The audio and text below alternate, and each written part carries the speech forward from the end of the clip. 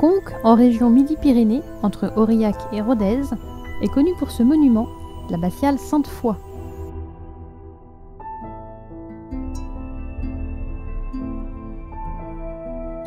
C'est une grande église qui a été construite ici, pour un monastère occupé désormais par une communauté de frères dominicains, en charge de faire vivre spirituellement ce lieu et d'accueillir les pèlerins.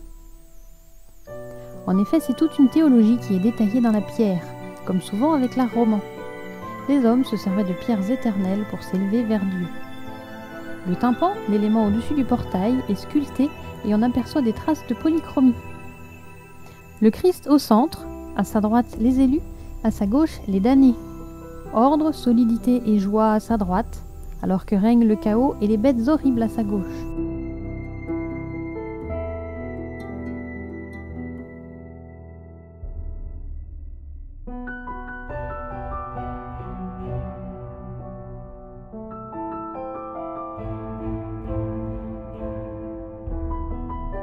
Comme c'est une abbaye, il existe un cloître accolé à l'église, lui aussi superbement sculpté.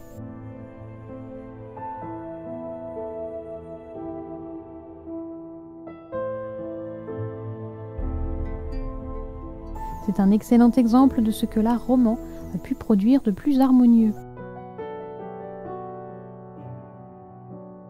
L'intérieur est lumineux, contrairement à l'idée courante que les bâtiments romans sont sombres. Cela est dû à la hauteur et aux vitraux translucides de Pierre Soulages, enfant du pays et artiste contemporain reconnu.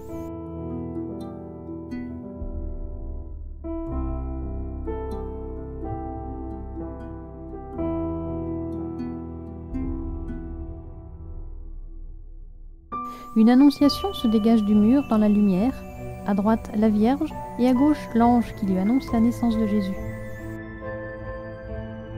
Pour accentuer encore la lumière, une coupole s'élève au-dessus de la croisée des transepts.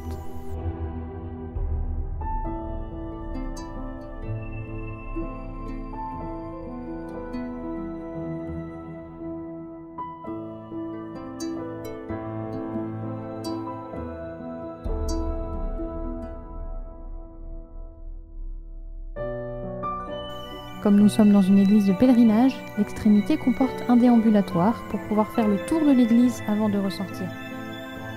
Chemin de conversion à l'intérieur même de l'église.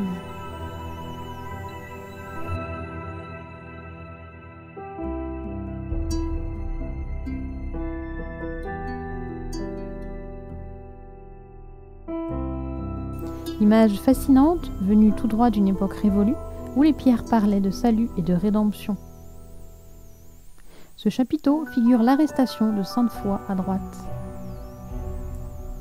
Jeune fille à peine sortie de l'enfance, née à Agen au IIIe siècle, elle demande le baptême chrétien.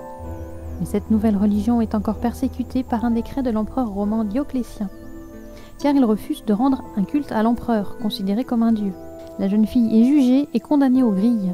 C'est alors qu'un nuage fait pleuvoir sur elle et la sauve, mais elle est ensuite décapitée.